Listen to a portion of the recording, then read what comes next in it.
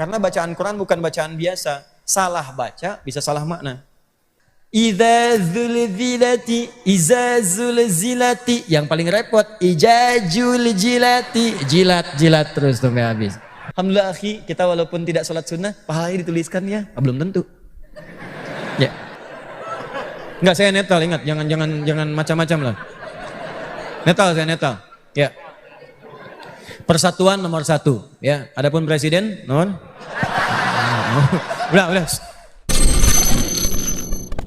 Ada lagi yang paling bagus menurut saya. Ada namanya Dr. Samsudin Arif. Itu orang luar biasa tuh. Ya, hafal Quran dengan qiraatnya, kemudian banyak hafal bahasa, dan beliau doktornya juga 2. Ya, dokter pertama, yang keduanya itu di sarangnya orientalis di Jerman, kajian orientalisnya tinggi. Ada buku yang paling bagus pernah ditulis oleh beliau tentang diabolisme pemikiran. Itu disebutkan di situ kerancuan-kerancuan pemikiran. Jadi kalau antum nanti datang orang seperti itu, gampang balasnya. Nggak usah pakai dalil orang kayak gitu mah. Ya, tinggal dibalikin logikanya aja gampang. Ya. Dulu pernah ada yang bertanya pada saya, Ustaz, bukankah sholat itu fungsinya mencegah perbuatan keji dan mungkar? Inna sholata tanha anil fahsya. Nah, sekarang saya sudah mampu mencegah perbuatan keji dan mungkar. Berarti saya boleh dong meninggalkan sholat. Tuh. Lihat logikanya tuh. Ustadz, sholat itu fungsinya mencegah perbuatan keji dan mungkar. Sekarang saya sudah mampu meninggalkan perbuatan keji dan mungkar. Berarti saya nggak usah sholat lagi dong. Ini nggak usah pakai dalil, ini pakai logika. Maka kami sampaikan kepada orang itu, Mas, meninggalkan sholat itu termasuk perbuatan mungkar. Dah, selesai.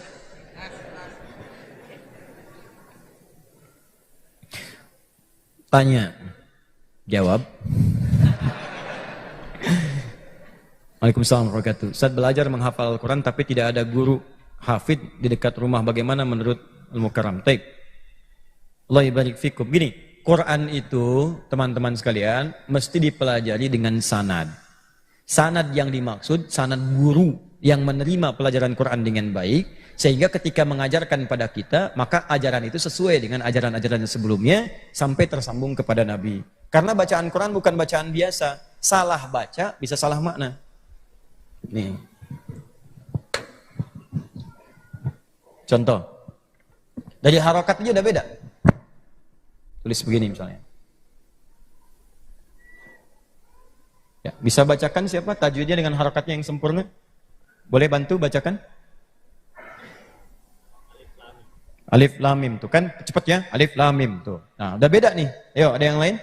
Sempurnakan harokatnya, tajwidnya, makhrajnya. Bagus, alif lam mim. Bagus, dikit lagi. Ada yang lain? Alam, tuh udah beda tuh. Udah alif lam mim, udah alif lam mim, tuh alam. Pertanyaan jauh kan? Jauh banget tuh. Tuh. Udah jauh banget tuh. Ini udah alif lam mim, alam. Mbah dukun duit ini dia alam. Pertanyaan saya, ini bacanya apa? Alif lam mim alam. Tuh. Anda pilih apa? Alam. Ibu? Alif lam mim. Tuh, ada suami istri, satu alam, satu alif lam mim, alam, alif lam mim, alam. Kita pisah aja kalau begitu. Oh, pisah.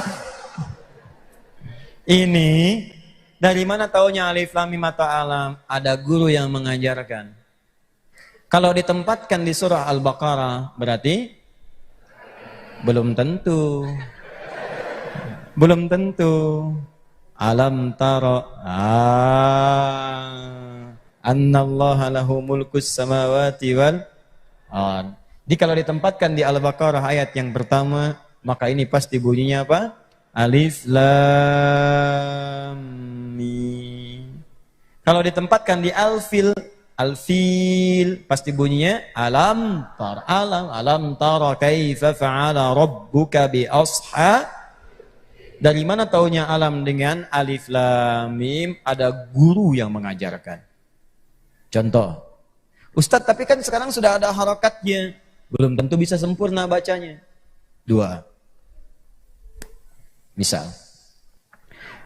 Alhamdulillahi Rabbil. Ini saya begini, please. Rabbil Alamin. Alhamdulillahi Rabbil Alamin. Ain. Salah baca pakai hamzah a. Misal di luar Quran, di luar Rabbil alamin a jadi hamzah, maka maknanya tertukar. Awas, keliru. Alamin semua alam, semesta alam. Tuhan semesta alam, semua ada alam, semua alam Tuhannya Allah. Tapi kalau pakai hamzah alamin, orang-orang yang sakit. Dah keliru. Segala puji milik Allah, Tuhan orang-orang yang sakit. Salah. Yang paling dahsyat, alhamdulillahi rabbil alamin. Lagunya enak, cuman telinga kita panas. Ngalamin, apa artinya ngalamin? Gak ada artinya. Segala puji bagi Allah, Tuhan yang tidak ada artinya. Oh, udah keliru. Bagaimana cara mendapatkan semua itu dengan baik? Maka mesti ada guru. Siapa guru yang mengajar? Nah, guru yang mengajar ini pertama, syarat pertamanya dia menguasai ilmu tajwid. Tajwid, ilmu membaca Al-Quran dengan benar. Baik makhrajnya itu tepat, sifat hurufnya sempurna. Makhraj tempat keluar huruf, dari mana keluarnya? Apakah dia masuk di lidah? Apakah kemudian masuk di tenggorokan? Atau dia masuk harful hawa seperti a, ha, hawa? Atau dia kemudian masuk di lidah, lidahnya tekan sedikit seperti sa dengan za, sehingga beda dengan za, giginya tutup sedikit keluar kemudian bagian dari hamznya za. Beda dengan ja, mi, har, ja, ya. Za,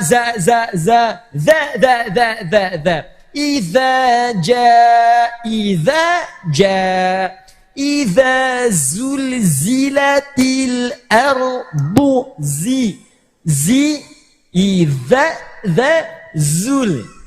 tuh. Kalau diajarkan benar, za pertama benar, za yang kedua benar. Tapi kalau Anda gak belajar susah. Iza zulzilati, yang paling repot ijajul jilati, jilat terus sampai habis. Tuh. Ya. Nah, jadi pertama syaratnya dia memahami, menguasai tajwid. Yang kedua, dia juga setidaknya hafal ayat-ayat Quran yang akan diajarkan, khususnya ayat-ayat yang ringan-ringan seperti juz amma. Ajarkan juz amma sehingga mudah kemudian dipakai dalam sholat. Amma itu umumnya orang tahu. Sehingga kalau antum baca ayat itu kemudian lupa, orang bisa ingatkan di belakang. Amma itu umumnya orang banyak yang tahu. Makmumnya banyak yang hafal. Jadi kalau makmum imamnya lupa, makmum mudah mengingatkan. Yang lainnya tidak disebut juz amma karena bukan umum. Jarang-jarang orang ngapalin langsung Al-Baqarah, Ali Imran, An-Nahl, An-Naml, kan? Maka ketika imamnya lupa misalnya, sulit mengingatkan. Maka pertama kali ajarkan juz amma yang mudah-mudah dulu. Ya, begitu dibacakan misalnya inna a'tainakal kautsar. Sebelum diajarkan, yang mengajarkan sudah paham dulu. Maka kategori hafid ini tidak harus mutlak hafal 30 juz. Tajwidnya bagus, makhraj, sifat huruf, dan dia banyak hafal ayat-ayat Quran yang akan diajarkan. Jelas ya? Jadi jangan langsung mengajarkan yang tinggi-tinggi dulu. Ya, begitu dia baca misalnya, dia mau baca asalnya ayatnya ayat yang bukan a'taina. Inna nahnu nazzalna dzikra wa inna lahu lahafizun. Al-Hijr ayat 9. Begitu inna macet. Inna. Makmum enggak hafal, dari belakang bisa beda. A'taina. Udah lama enggak diterusin. A'taina. Nah, ke belakang. Bukan. Imam kok bicara batal salatnya. Kabeh batal. Habis kayaknya waktunya nih. Oh, boleh 5 menit, boleh? Ya itu satu. Dua. Assalamualaikum. Waalaikumsalam. Ustadz, saya punya saudara, udah biasa saum Daud. Saking sudah melekatnya meskipun sakit, dia tidak mau meninggalkannya, Masya Allah. Bagaimana menurut Ustadz hal ini? Sunnah, tapi sudah merasa wajib meski kalau sakit mungkin malah madarat bukan manfaat lagi. Begini, ini hal semacam ini kalau sudah mendapatkan halawatul iman. Halawatul iman itu kenikmatan iman. Yang kalau sudah jadi kebiasaan, rasanya gelisah kalau tertinggalkan. Nih padanannya begini, kita nggak usah bicara puasa Daud dulu deh. Salat tahajud. Kalau antum udah biasa tahajud, tiba-tiba bangun terlambat. Terlambat itu bukan pas adzan subuh. Terlambat itu misalnya 3 menit sebelum subuh. Sekarang subuh jam berapa? Oh, paling gampang 4:30. Paling gampang tuh. Ya udah saya kabulkan. Misal 4:30 tuh. Dia adzan, dia bangun 4:25. Biasa tahajud, biasa bangun 2:30, bangun jam 3, tiba-tiba bangun 4:25. Itu walaupun tahajud sunnah, karena seakan-akan dia telah merasa dekat dengan itu, jadi begitu bangun dia katakan, saya terlambat ya Allah, terlambat. Terlambat. Padahal nggak ngerjakan pun nggak dosa. Maka orang seperti ini diberi peluang oleh Nabi, kata Nabi, kalau kamu merasa tidak dapat mengerjakannya, maka kamu ganti nanti saat duhanya, dengan menunaikan salat duha diperbanyak. Biasanya cuma 2, 4, jadi 8. Ya, untuk mengganti yang saat di atas yang tidak tertunaikan. Ditambah dengan ibadah lain di tempat berbeda dengan cara yang tidak sama. Tapi mengganti pahala yang di waktu malam. Ada lagi orang sahabat ini biasa baca Al-Baqarah sebelum tidur. Al-Baqarah aja, Al-Baqarah. Tiba-tiba, betul saya serius. Ini nyata, tiba-tiba, ini disebutkan Imam An-Nawawi dalam kitabnya At-Tibyan. Tiba-tiba beliau ini lupa, Pak, Bu. Lupa baca Al-Baqarah. Tertidur. Begitu tengah malam bangun. Kaget. Temannya kena senggolan tangannya. Terbangun juga. Kamu kenapa katanya tiba-tiba begitu? Ana ra'aitu fil manam laqad natahattil baqarah. Barusan saya mimpi, saya diseruduk Al-Baqarah. Sapi betina Al-Baqarah. Cuman kan kalau nama Quran surat gak boleh diterjemahkan. Maksudnya gak boleh disebut dengan terjemahannya. Terjemahkan boleh, tapi kalau bicara tentang surat, itu harus disebut dengan nama surat aslinya. Jangan terjemahannya, karena keindahannya tidak akan terasakan. Walaupun Anda tahu terjemahannya, ya Al-Baqarah sapi betina, An-Nisa misalnya ibu-ibu, kan? An-Naml semut, kan? An-Nahl lebah. Tapi jangan bercanda dengan menyebutkan terjemahan. Woi, baca surat apa tuh? Semut. Ente apa? Ibu-ibu. An-Nisa itu maksudnya ya. Nah, itu enggak nyaman. Laqad natahattil Baqarah, saya diseruduk Al-Baqarah, ya. Bangun tuh. Nah, ini menunjuk kebiasaan. Jadi yang pertama, saya bersyukur punya saudara, ya punya teman, Masya Allah, yang bisa seperti ini, teman se-Islam, saudara kita semua, yang punya kebiasaan demikian. Maka silahkan kita bangga dengan itu, pertahankan. Ini bagian dari kenikmatan iman. Hanya juga proporsional. Maksudnya, kalau dengan puasa itu menyulitkan, bahkan membuat fisik kemudian menjadi lemah, bahkan sakit, maka di situ Anda boleh berhenti dulu. Persis seperti Nabi lewat di satu tempat jalan, tiba-tiba ada orang bersandar di pohon. Ini kisah nyata, di hadis Muslim ada, di Al-Bukhari ada. Jadi begitu sedang sandaran jatuh di sandaran pohon, itu lemah begini. Tiba-tiba Nabi bertanya, ini orang biasa puasa. Kamu kenapa, kata Nabi? Kata orang ini, Anas so'im. Saya puasa. So'im itu orang puasa. Jangan diartikan Anas so'im. Oh, saya namanya so'im, bukan. Ya. Nah, saya sedang puasa. Kata Nabi, laisa minam birrim siyamu fis safar. Kamu itu enggak bagus puasa dalam perjalanan jauh. Maksud Nabi itu bukan enggak boleh puasa. Kalau antum sedang puasa sunnah silakan puasa. Cuman kalau enggak kuat jangan dipaksain. Itu maksudnya. Ya, makanya tolong jangan baca terjemahan ya. Pahami, tanyakan pada alim yang tahu. Maksud hadis ini kalau enggak kuat jangan dipaksain. Sama antum pun demikian nih, sering puasa Daud. Bagus, kita bangga, bahagia, kita senang. Kita ikuti pelan-pelan. Ya. Beliau puasa Daud, kita puasa Senin dulu. Udah Senin naik Senin Kamis naik Ayyamul Bid, baru ikutin pelan-pelan. Tapi kalau sedang sakit dan puasa bisa menyulitkan, bahkan sakit, bahkan haram hukumnya puasa. Tapi yang membahagiakan ada hadis di Al-Bukhari. Lihat bunyinya. Idza maridhal 'abdu aw safar kutiba lahu mithla ma kana 'alaihi muqiman sahihan. Kalau seseorang itu sakit atau punya udzur sedang dalam perjalanan safar dan dia punya kebiasaan, karena sakit dan safarnya tidak dikerjakan kebiasaan itu, maka pahalanya tetap diberikan secara sempurna karena kebiasaannya. Ada orang biasa salat sunnah, qobliyah zuhur 4 rakaat, ba'diyah zuhur 2 rakaat, perjalanan dari Bandung mau ke Jakarta, macet tengah jalan, baru kilometer 97 macet akhirnya, tiba-tiba sampai zuhur, diduga sampai maghrib ke Jakarta, akhirnya dia tunaikan jamak qashar dua-dua. Dia tidak kerjakan sholat sunnahnya. Begitu tidak dikerjakan karena kebiasaannya, pahala sholat sunnahnya tetap dituliskan oleh Allah walaupun dia tidak mengerjakannya saat itu. Demikian dengan ini. Dia selalu puasa Daud, tiba-tiba sakit, nggak dikerjakan. Hadisnya sahih. Maka karena sakitnya itu diberikan kemudian toleransi, tidak usah puasa, tapi pahalanya dituliskan secara sempurna. Makanya saya sering katakan, ayo bikin kebiasaan yang bagus-bagus. Baca Quran, Bu, saat sedang suci baca Quran, puasa sunnah, gitu kan? Ah, begitu ibu datang masa haidnya kan tidak mengerjakan tuh. Quran gak dibaca, sholat gak dikerjakan dan sebagainya. Itu kalau punya kebiasaan seperti tadi, semua pahala dituliskan. Itu serius ya. Ya, sebelum masa menopausnya tiba. Karena akan kembali normal seperti yang lainnya. Ya, jelas ya? Alhamdulillah akhi, kita walaupun tidak sholat sunnah, pahalanya dituliskan ya. Belum tentu. Ya, kalau antum gak punya kebiasaan gak bisa. Ya, silakan dan ilmunya dicatat. Ini puasa Daud kan ada, ya. Ustaz, puasa Daud itu apa? Puasa Daud itu puasa sehari tidak, selang-seling. Jadi kalau sekarang hari apa? Sabtu. Ya, Ahad saya memulai Senin puasa, Selasa tidak. Rabu puasa, Kamis tidak. Kalau sudah puasa Daud, maka Senin Kamisnya berhenti. Jadi kalau sudah masuk ke Kamisnya harus libur, jangan dipaksakan puasa. Misal, Senin puasa, Selasa tidak. Rabu puasa, Kamis tidak. Mengacak nanti dan ketubuhnya itu terganggu, tidak stabil nantinya. Maka dibuat sehari puasa sehari tidak itu untuk stabilitas tubuhnya. Ya, supaya terjaga. Jelas ya? Jadi cuma ada puasa Daud, salat Daud tidak ada. Ya, jangan nyimpulkan sendiri. Kalau puasa Daud ada, berarti puasa itu hukumnya wajib, salat hukumnya wajib. Berarti salat Daud pun ada. Subuh salat, duhur tidak. Asar salat, maghrib tidak. Nah. Ini udah 5 menit nih. 5 menit lagi boleh? Nah. Alhamdulillah. Ini sudah. Masya Allah, sempat ditik juga. Oh, bukan yang ini rupanya. Sudah tadi. Allahu Akbar. Semoga Allah muliakan. Bismillah.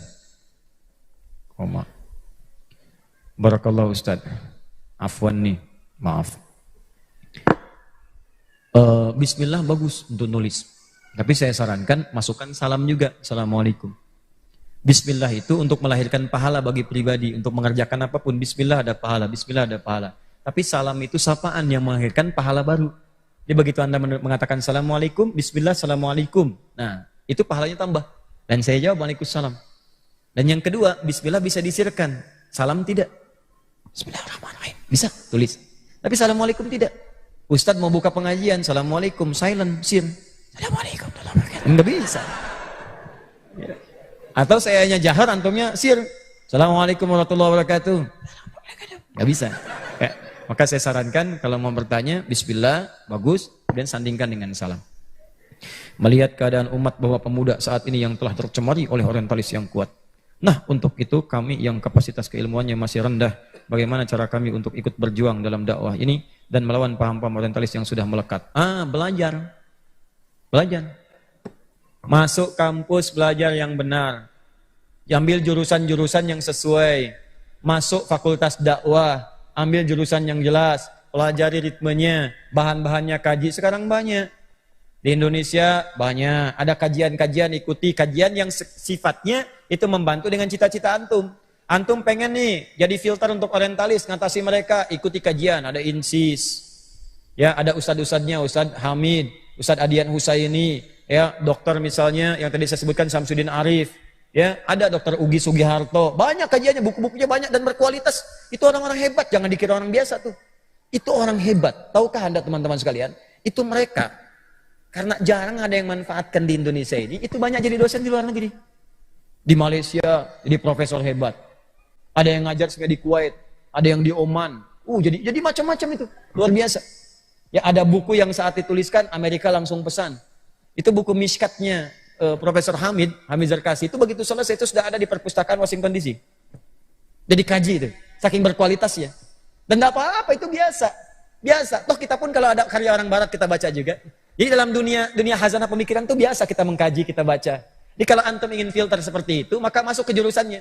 Sama, antum pengen jadi ahli Quran, masuk kampus, jadi ahli Quran, masuk jurusan ilmu Al-Quran. Kalau ingin spesifik misalnya, masuk ke PT IKI, S2-nya IKI, tajamkan di situ, ayo belajari. Kalau pengen masuk jurusan komunikasi, masuk Fikom. Kalau pengen masuk jurusan hadis, masuk tafsir hadis.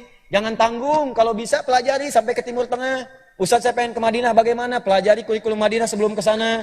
Di sini lihat apa pelajarannya, bagaimana caranya tesnya. Jadi disiapkan dari sekarang. Saya pengen ke Ummul Qura, siapkan. Saya pengen ke Libya, silahkan. Pengen Tunisia, silahkan. Saya pengen ke McGill, jangan. Udah, kecuali kalau ingin pelajari sistem, kalau sudah kuat, ya boleh silahkan untuk khazanah pemikiran. Ya, saya kadang main ke Hamburg, Jerman. Main ke sana lihat bagaimana kehidupan orientalis, ya. Saya masuk kampus ya, saya lihat. Saya masuk kampusnya, saya lihat apanya, sampai ke simbol-simbolnya orientalis semua.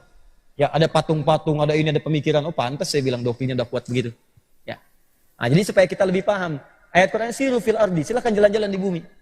Jalan-jalan silakan. Ya mula-mula tahap yang ringan-ringan, dari Soreang, Kota Bandung, ya kan? Pindah dulu ke Tasik, ke Ciamis, sampai ke Pantura. Susurin oleh antum. Cari hazanah pemikiran Islam di Nusantara, datang. Terus Pantura itu kan banyak. Sampai ke Cirebon, sampai ke sana lagi, sampai masuk Tegal, masuk Pemalang, sampai masuk ke Kendal, sampai masuk Semarang. Dari Semarang kemudian masuk lagi ke Demak, dari Demak kemudian masuk ke Kudus, Kudus Pati, Pati Rembang, Rembang Lasem, sampai ke Tuban, sampai sana. Itu banyak tuh pelajarannya. Ya silakan dari Semarang aja kalau udah masuk Demak tuh udah banyak. Semarang kalau sudah mau masuk ke Demak, di situ ada Syekh Ahmad Jumadil Kubro, bagaimana napak tilasnya, sebelah kirinya ada masjidnya, ya kan? Kubahnya emas, menaranya hijau, menaranya ada 2, depannya ada 3 gerai ATM, BNI, Siam Niaga, kemudian ya. Nah, terus itu liatin lagi sama BRI, tapi sekarang udah dicabut, udah hilang. Ya, terus langsung selesai, kanannya dorinya, ada flyover lurus, ada kampus, lurus lagi masuk ke Demak. Dari Demak ya, kenapa disebut dengan Demak? Dari kata Zimain yang punya air, dulu kemudian kering, kerontang, sampai datang kemudian utusan yang 9 wali itu. Wali itu bukan sembarangan ahli Quran juga tidak, tapi ahli tata perairan. Datang ke situ ditata, dibuat tanaman-tanaman, sehingga kemudian ditanami, sekarang jambu air paling bagus kan Demak sekarang itu.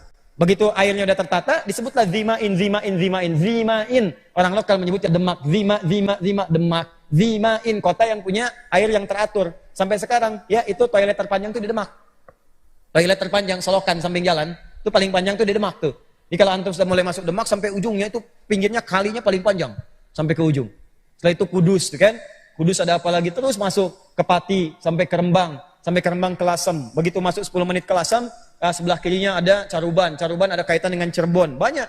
Ya, nanti ketika Prabu Siliwangi merasa menikah dengan Nyai Subang Larang, sampai di situ kemudian lahir kota Subang. Sampai Nyai Subang Larang melahirkan 3 orang anak. Ya, anak pertama dikenal dengan Walang Sungsang, tahun 1423. Kemudian lahir yang kedua, ya Fatimah Mudaim, Syarifah Mudaim, dikenal dengan Nyai Rara Santang. Yang ketiga dikenal dengan Raja Sengara, lahir 1427. Dari situ kemudian pergi ke Mekah. Ya, Syarifah Mudaim bertemu dengan Syarif Abdullah, menikah, melahirkan Syarif Hidayatullah, sampai dengan pulang, sampai sebenarnya belajar dengan Syekh Athaillah Ibnu Sakandari, pulang sampai ketemu kakeknya. Ya, kakeknya itu memberikan daerah di Gunung Jati, dikenal dengan Sunan Gunung Jati. Abdullah Iman balik lagi ke Lemah Wungkuk. Di Lemah Wungkuk itu kumpul etnis. Ada etnis Arab, ada etnis lokal, ada etnis Cina. Karena campuran disebut dengan Caruban. Senangnya membuat terasi dari udang rebon. Dari udang diambil, dikeringkan, airnya dibuang. Ya, mereka mengenal dengan rebon. Ada airnya disebut dengan cai rebon, disingkat jadi Cirebon. Sampai sekarang Cirebon. Carubannya ada di mana? Carubannya di Lasem.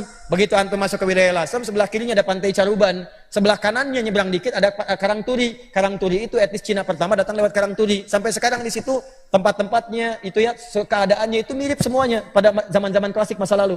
Jadi kalau antum lihat film dokumentasi ada yang kungfu macam-macam, Jackie Chan tempo dulu, ya Wong Fei Hung dan sebagainya. Itu rumahnya mirip di sana Karangturi. Sampai pesantren pun itu plakatnya pakai bahasa Cina. Ya kesananya lagi, nanti antum akan temukan lagi ada Pasjudan Sunan Bonang. Naik ke atas, sampai antum hitung berapa tangganya sampai ke atas. Sampai menemukan juru kunci namanya Bapak Abdul Wahid. Begitu dia katakan ketemu dengan antum, akan kaget. Ternyata kuburannya tidak di situ. Kuburannya di tempat tersembunyi, ya tidak banyak dibuka supaya tidak dikultuskan. Keterangannya bagus banget. Saya ikuti sampai sana tuh. Ikutin. Jadi kita paham. Saya belajar nasab sampai ke Aceh. Jadi kalau saya menghafal sesuatu, lihat ada nasab, saya tanya sama ulama Aceh. Dan ahli nasab salah satunya sekarang ada di Aceh. Ya sampai ke Aceh tanya, ini saya mendapatkan ini benar nggak? Beliau teliti, ini bukan, ini yang tepat tuh yang ini. Nah itu temukan demikian. Nanti kita sambungkan lagi. Nasab Nabi kayak Haji Ahmad Dahlan, gimana sampai kemudian ke Nabi? Kita teliti lagi, ya cek lagi dan seterusnya. Sampai ditemukan demikian. Banyak ulama, di Lembang jelasan banyak ulama. Antum kalau mau tahu sekarang ahli Quran misalnya yang paham fikih, ada Gus Bahaudin Nur Salim. Ya itu kalau bicara Quran fikihnya itu matang, bagus. Ada Gus Qayyum, kayak Haji Abdul Qayyum itu hal-hal yang sifatnya sulit dipahami dalam tafsir itu beliau paham. Ya ada Mbah Maimun di Sarang, Rembang yang kemarin ramai misalnya kan. Nah itu enggak usah antum kecilkan, itu orang luar biasa itu beliau. Ya terlepas dari yang lain kita bisa silahkan. Kan tinggal pilih, beliau kan adil menyebutkan dua-duanya. Doa pertama untuk nomor 2, ya yang kedua untuk nomor 1, tinggal pilih aja. Mau ngaminkan yang mana? Ya nomor 1 ngaminkan nomor 2, amin, ya silahkan ya. Nomor 2 ngaminkan nomor 1 silahkan aja. Kita nggak usah ikut-ikutan dan jangan antum mencela dan mencemooh. Bikin meme, bikin apa tidak, itu kayak terhormat. Pilihan silakan masing-masing. Ya jangan paksakan dan jangan berselisih lah. Ya. Ayo kita bangun keteduhan, pilihan kita hargai, dan jangan saling menjatuhkan satu dengan yang lainnya. Paham ya? Ya, saya akan netral lah. Saya nggak bisa bicara hal itu. Saya akan fokus kepada urusan mengajar saja. Ya, jangan paksakan lah. Ya, jangan paksakan sesuatu. Kita sederhana. Saya nggak bisa katakan misalnya, ayo pilih nomor 2. Saya nggak bisa. Saya harus netral. Enggak, tuh jangan ketawa. Saya nggak bisa. Ya, saya juga nggak bisa katakan misalnya jangan pilih nomor 1. Saya nggak bisa. Ya, itu mustahil saya katakan. Nggak bisa. Nggak, saya netral. Ingat, jangan macam-macam lah. Netral, saya netral. Ya. Persatuan nomor 1, ya. Adapun presiden, non. Udah. Jangan bawa saya kemana-mana. Ya. Ini ta'lim tidak. Saya menghargai dua-duanya. Kita doakan yang terbaik, insya Allah. Saya menghargai. Ketika saya